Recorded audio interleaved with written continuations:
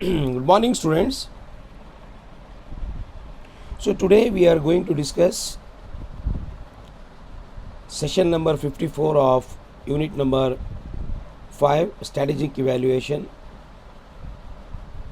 of strategic management subject of Bangalore University.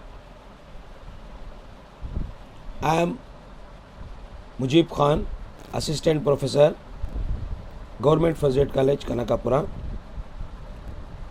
Dear students, in session 53 we had a discussion on the meaning of different techniques available for evaluation. As I told you in the last session that in this session, in session 54, evaluation technique is continued, but here we discuss the various techniques available among the techniques that we discussed in the last class, the subcategories. When we take internal analysis, just have the recap of this. It deals with identification of strengths and weaknesses of the organization in an absolute terms. Then, how internal analysis is done to identify its strengths and weaknesses. Let us discuss this. How it identifies the strengths and weakness with the help of these two analyses, that is value chain analysis and the second one is operational standard analysis. See, in value chain analysis,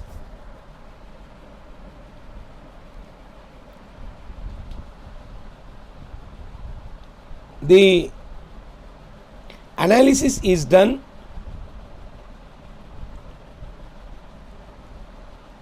by taking into consideration the final product and what are the various primary and secondary activities of the organization.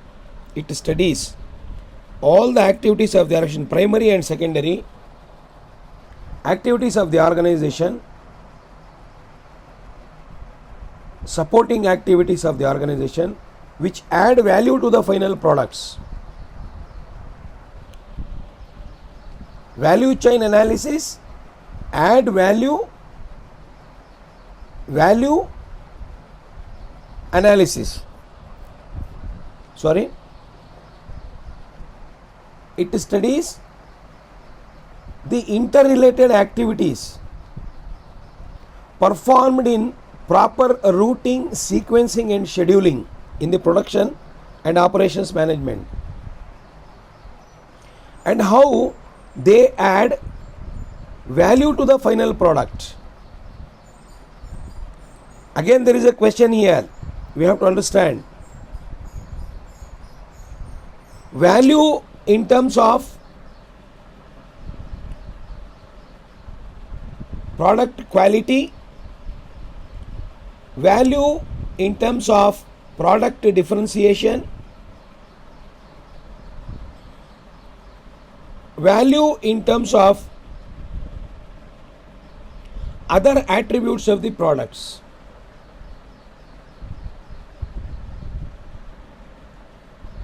See, value chain analysis focuses on a set of interrelated activities performed in a sequence of producing and marketing a product or service.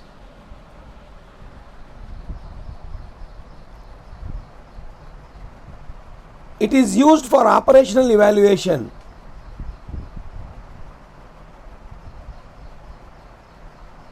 See, it is used for the evaluation of operations, which can be used for the evaluation of effectiveness of a particular department or of a particular unit in the organization. See, it segregates the total task of a firm into identifiable activities. Different primary and supporting activities that add value to the final products, and then it analyzes these activities to reduce cost or increases differentiation. So how these activities, primary and supporting activities, are helpful in reducing the cost, or they are helpful in increasing the product differentiation. Some of them may concentrate on cost advantage, some may concentrate on increase in differentiation.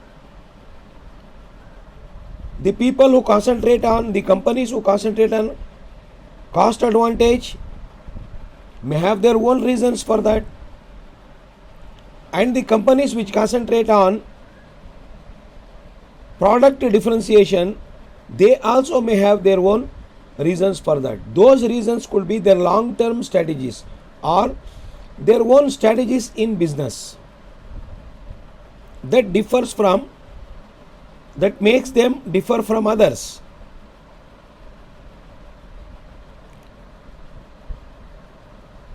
An e-commerce industry like Amazon.com, one of the firms, one of the important player in e-commerce.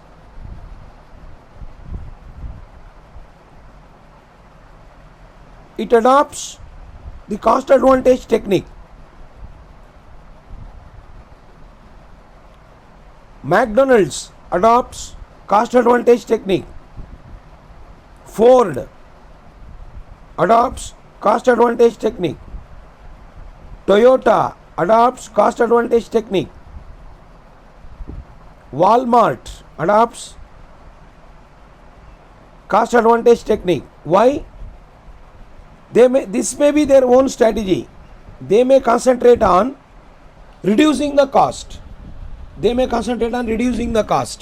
That is why they study in terms of cost reduction, in terms of cost advantage. Whereas some companies like Samsung, some companies like Apple, some companies like Starbucks, especially Samsung Electronics or Apple, you must have seen most of the people say that whenever they launch a new product in the market, people used to say that they launch the product by following skimming the cream pricing. They keep high price at the time of introducing their products. But the company says that, yeah, definitely we are keeping high price of our products. It could be Apple or it could be Samsung Electronics, especially the laptops or Android mobile phones. They have their own claim and disclaim. They say that our product is differ from that of the same substitute products available in the market in terms of the attributes in it, in terms of the characteristic features in it, in terms of the sales after service in it. They claim that their products are differ from the competitor's product in the market, the competitor's substitute products in the market.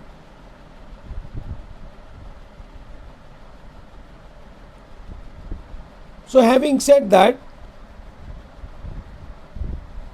we can say that value chain analysis segregates the various activities of the organization and try to analyze each activity, supporting activity, which add value to the product in terms of cost as well as in terms of differentiation. Then after analyzing it, it may give suggestions. The staff who are in charge for value chain analysis can give suggestions to the management to take proper strategies, to formulate proper strategies, to appraise the performance, to control the performance wherever required.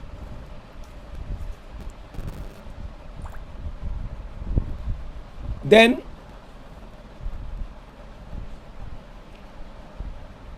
In internal analysis, operational standards can also form a part of important analysis.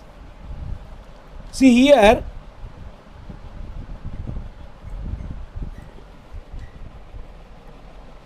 standards are fixed in terms of time, standards are fixed in terms of physical units produced or going to be produced,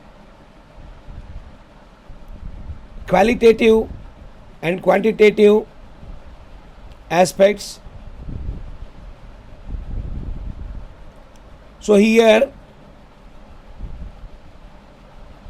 in an operational standard, standards are fixed. As I told you, standards may be in terms of quantity to be produced and the time framework to be used in finishing that particular quantity, are the basic parameters to assess the performance here. It may be either financial or physical parameters. So an operational standard takes up the financial parameters and the non-financial qualitative parameters. Non-financial qualitative parameters such as physical units or time in order to assess the performance. The obvious benefit of using quantitative factors, either financial or physical parameter,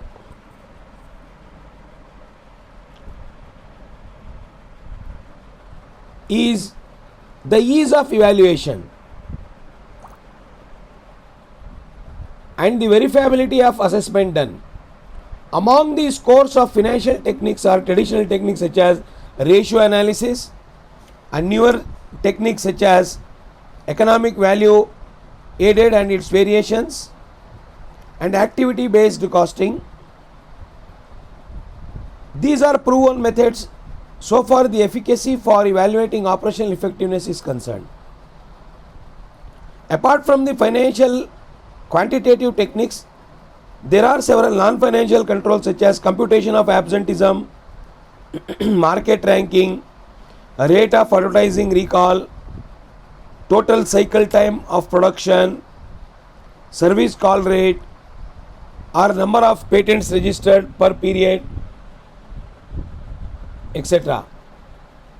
See, qualitative analysis supplements the quantitative analysis by including those aspects which it is not feasible to measure on the basis of figures and numbers. The methods that could be used for qualitative analysis are based on intuition, reasoning, analytical reasoning, intuition, or it could be on judgment, or it could be on informed opinion or collected opinion.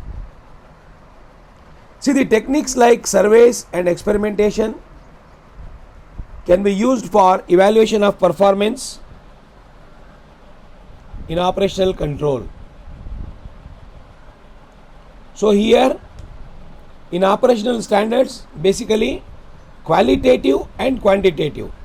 Quality for financial and quantitative for non-financial aspects. And how it is tested and how it is judged with the help of EVA analysis, with the help of ABC analysis, economic value weighted analysis, then activity based analysis, or when we take the qualitative analysis methods used, it could be judgment, intuition, or on gathered information, opinion. The basic purpose is to identify here what are the strengths in terms of quality, what are the weakness in terms of quality, what are the strengths in terms of quantity, what are the weaknesses in terms of quantity. Both qualitative as well as quantitative aspects we are going to discuss in this analysis, operational standard analysis. Now let us discuss the next one, that is comparative analysis. As I told you in the last class, that comparative analysis compares the performance of a firm with its own past standards or the standards of other firms. When it compares its own past performance, it tries to analyze what are its strengths and weaknesses. When it compares its past standards or past performances with that of other firms, counterparts in the industry, it tries to compare itself with that of competitors to get competitive advantage. It can be done in both the ways. For doing so, it makes use of various techniques and various methods. What are those techniques and what are those methods? Let us discuss them in detail. First one is historical analysis. Historical analysis compares the present performance of a firm with the performance over a given period of time.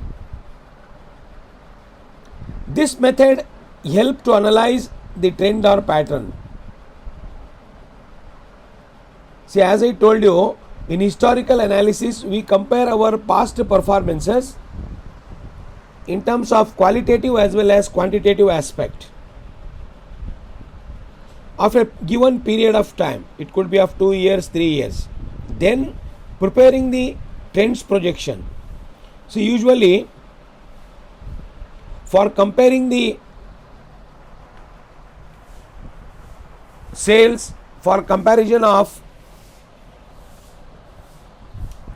cost of goods sold, for comparison of the factory cost, for comparison of office and administration cost, for comparison of contribution of past years, the comparison, maybe the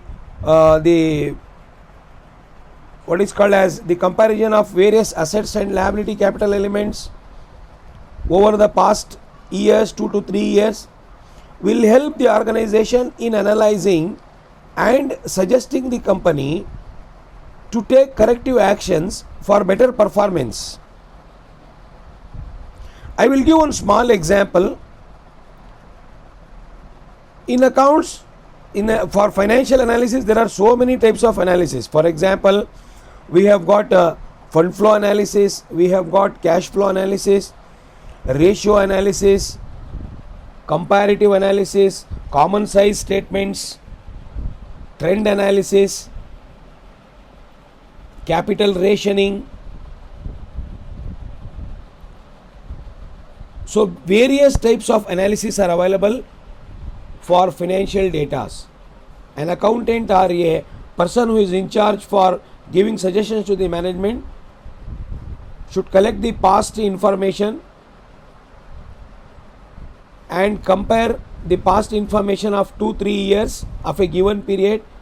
After comparison, analyzing and giving the information or suggestions to the top management, the top management can take proper decision based on the suggestion, and that will help in bringing about the proper use of organizational resources and formulating the strategy for each and every resources of the organization. One small example I will give you. See, in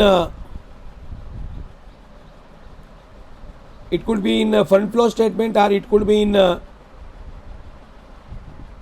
you take the example of fund flow statement only.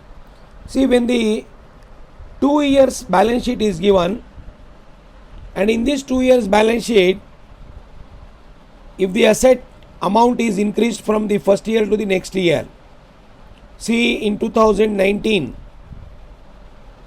the value of one asset, it could be the fixed asset. Land and building, plant and machinery, furniture and fixed, it could be anything. First year it is in 2019 it is 10 lakhs. In 2020 it has become 20 lakhs. It has increased. So when the amount has increased, how we have to analyze here? Compare and analyze. These are the two historical data. One is related to 2019, the another one is related to 2020. And in 2021 we have to analyze and give suggestions to the organization based on this analysis. What has happened in last 2 years? From 10 lakhs to 20 lakhs, there is a difference of 10 lakhs. The amount has increased. That means the company has purchased the asset. The company has purchased the asset. When the company has purchased the asset, what is the effect of that purchase on funds of the company? Whether the funds has floated inside or the funds had gone outside. See, take general example. When we go and want to purchase some material from outside, we have to pay the money. When you pay the money for purchasing of any material in our common day-to-day life, so is the case with that of the company. When the statements say that there is an increase in 10 lakh rupees, that means how to analyze, that means, and how to interpret, the company has purchased that asset. And when the company purchased the asset, cash goes out, funds goes out. It has become application and use of funds. When you compare the opposite side of the asset, one more example. On the liabilities and capital side, if it is given equity share capital, issue of equity share capital. First year it is 10 lakhs, second year it is 20 lakhs, same amount. But there in the asset side it could be any fixed asset. Here in liability side it could be any liability, but I am just taking the example of equity share capital. 20 lakhs. First year is 10 lakhs, second year is 20 lakhs. And there is a increase of about 10 lakhs. So how to analyze and interpret it? We have to analyze and interpret it in the sense that the company has issued the equity share capital of 10 lakhs more in the year 2020 compared to 2019. What is the meaning of that? Equity shareholders they had purchased the equity shares. When they purchased the equity shares, they gave money to the company. The funds came in, the funds flow in. So it will become the source of funds to the company. When you issue the equity shares, it has become the source, and when you purchase the fixed assets, it had become the use of source. So in fund flow statement, you have to mention the same of that difference amount. 10 lakhs in both capital, 10 lakhs of the assets. One in source and another one in use. This is how analysis is done. See, when you compare the balance sheet, each items, say for example, I will take the example of current assets. I will take the example of debtors. How historical analysis is done. Debtors of 2 years, 2019 1 lakh, 2020 2 lakhs. The debtors has increased from 1 lakh to 2 lakh. When the debtors has increased from 1 lakh to 2 lakh, what is the signal it is giving to us? People have taken credit from the company in the last year for about 2 lakhs compared to rupees 1 lakh in 2019. 1 lakh has increased in debtors. What is the meaning of this? It says that how we have to analyze and interpret. It says that the company's collection strategy is not good. The company's debtors management is not good. Debtor is one of the important component of current asset. Current asset is very much required. It is very much important. It is a very important component of working capital. See, if you give more time to the debtors for payment of whatever they have taken from you,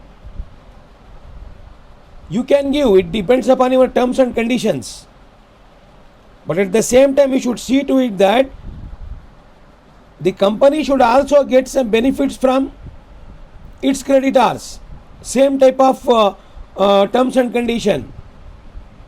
Naturally, it will have 1 year's time. So, the company, if it is getting good and fair terms and conditions from its creditors, it can give the same type of benefit to its debtors. But if it is not getting the benefit from its creditors and it is giving these benefits to its debtors, it will have its impact on its financial position. The short-term capital requirement, the short-term financial needs of the company will be in trouble. The liquidity position of the company will be in trouble. Therefore, when we do the ratio analysis, we do liquidity ratios like current ratio, liquid ratio, acid test ratio. Here we check out the impact of current assets, the component of current assets with that of current liabilities. The components of current assets with that of absolute liabilities, absolute assets. So in historical analysis, we analyze like this, either by comparing the performance or by giving suggestions to the management about the same. So the organization may make use of these things depending upon its needs. Now let us move on to the next concept in this, that is industry norms. See, industry norms, performance of a company is compared with the performance of its peer group in the same industry. It is just like a evaluation of the performance of the firm with that of the counterpart firms in the same industry. Evaluation on the basis of industry norms enables a firm to bring its performance at least up to the level of other firms and then attempt to surpass it. See, when we compare ourselves with that of the performance of others, we will come to know our strengths and weakness. Then we can make our own strategy and we can move further in the market. It is also one of the method. Especially it is done in the transport industry. Not only transport industry, you can take this industry norms performance evaluation in most of the companies. After all, the counterpart firms are, in other words, they are called as competitors, and to gain the competitive advantage, this analysis is very much required. In order to appraise and analyze what are the strengths we have when we compare to the competitors, what are the weaknesses we have when we compare to the competitors in terms of strengths, in terms of weaknesses, in terms of various resources. 5 M's, as I told you: men, money, material, machines and methods, or you can call markets. Next one is benchmarking. See, this is the third comparative analysis. Here the firm finds the best practice in an area and then attempts to bring its own performance in that area in line with the best practice. In order to excel, a firm shall have to exceed the benchmarks. In this manner, the benchmarking offers firms a tangible method to evaluate performance. In benchmarking, actually what happens is, it tries to bring its own performance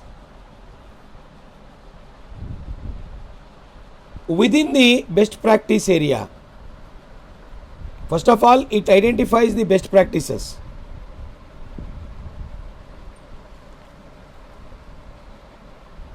See, by comparing the old performances, if the company come to know that so and so XY department has done good, so that is taken as a best practice and that is given an example to others. So it tries to keep it as a standard and all the others are asked to follow that standard.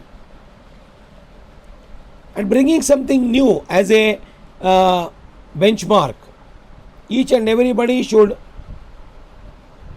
reach to that benchmark comparatively. These days, benchmarking is playing an important role in almost all organizations, because everybody tries to be the best. Everybody claim that they are best. So in this scenario, benchmarking is also one of the important analysis, comes under the comparative analysis. So dear students, in today's class we had a discussion on the various techniques used in internal analysis like value chain analysis and operational standard analysis, qualitative and quantitative analysis aspects in an operational standard.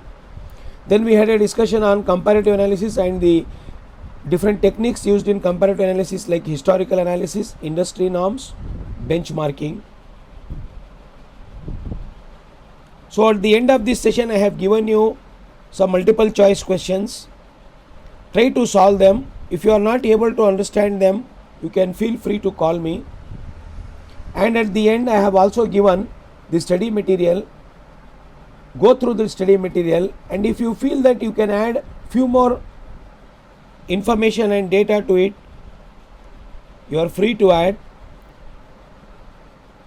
But for this, you have to refer to the available online and offline sources.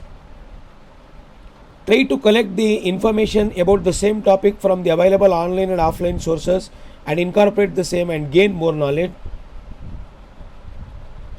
So I hope that you have understood the concept so far I have discussed. We will meet again in the next class with the new concept. I mean, in the same methods of strategic control, we are going to discuss the comprehensive analysis and various techniques used in comprehensive analysis. Till then, stay home, stay safe, take care. Bye bye. Thank you very much for watching the video.